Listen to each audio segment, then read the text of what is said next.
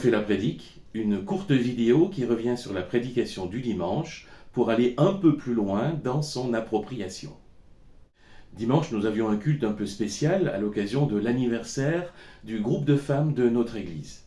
C'était l'occasion pour moi d'une prédication sur un thème qui me tient particulièrement à cœur, hommes et femmes dans l'Église, avec un focus particulier sur l'accès pour les femmes à toutes les responsabilités et à tous les ministères dans l'Église.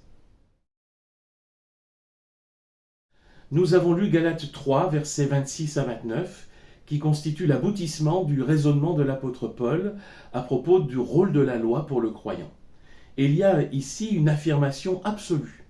Il n'y a plus ni juif ni païen, ni esclave ni citoyen libre, ni homme ni femme. En effet, vous êtes tous un, unis à Jésus-Christ. Jusqu'ici, l'argumentation de l'apôtre Paul reposait exclusivement sur la question des juifs et des non-juifs dans l'Église.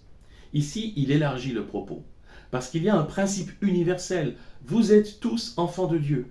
Vous êtes tous un, unis à Jésus-Christ.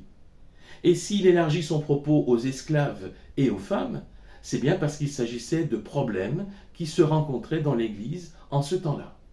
Et des trois fractures sociales qui se manifestaient dans l'Église au temps de Paul, juifs et non-juifs, esclaves et citoyens libres, hommes et femmes, la troisième concerne encore les églises, ou du moins certaines églises aujourd'hui.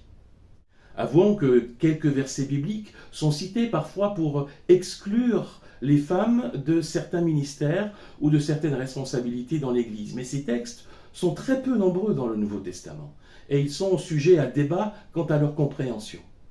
Mais comment ignorer les exemples bibliques de femmes qui visiblement ont joué un rôle d'enseignante, y compris vis-à-vis des hommes? C'est le cas de Priscille par exemple.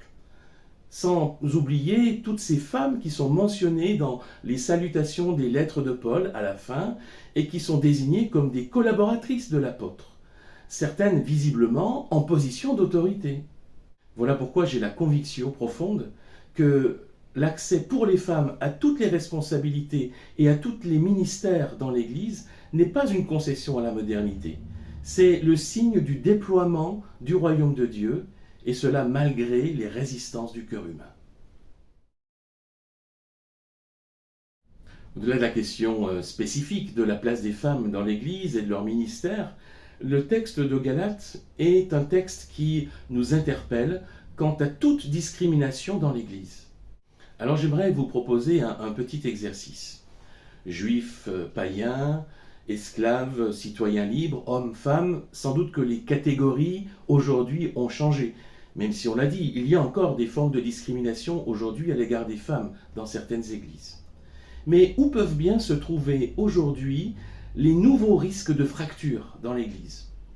Où arrive-t-il de trouver certaines formes de discrimination? Pour les identifier, peut-être qu'il faut commencer par regarder autour de soi, dans son Église.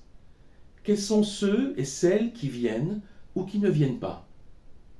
Est-ce que c'est dû, au moins en partie, à l'accueil que nous leur réservons ou au message que nous envoyons? Qui sont dans l'Église les personnes qui exercent des responsabilités, qui sont en position d'autorité dans l'Église? Est-ce qu'elles ont un profil particulier? Est-ce qu'il y a certaines populations qui en sont exclues? Alors, ce n'est pas forcément intentionnel, ce n'est pas forcément conscient, simplement observons. Alors, il ne s'agit pas de pointer du doigt telle ou telle personne ou telle catégorie de personnes, mais sans doute faut-il commencer par soi-même. Avec qui suis-je en relation dans l'Église? Est-ce que c'est juste une question d'affinité ou est-ce qu'il y a d'autres raisons plus ou moins inconscientes? Il n'est pas inutile de se poser de telles questions si on veut progresser dans la façon de vivre ensemble les valeurs du royaume de Dieu.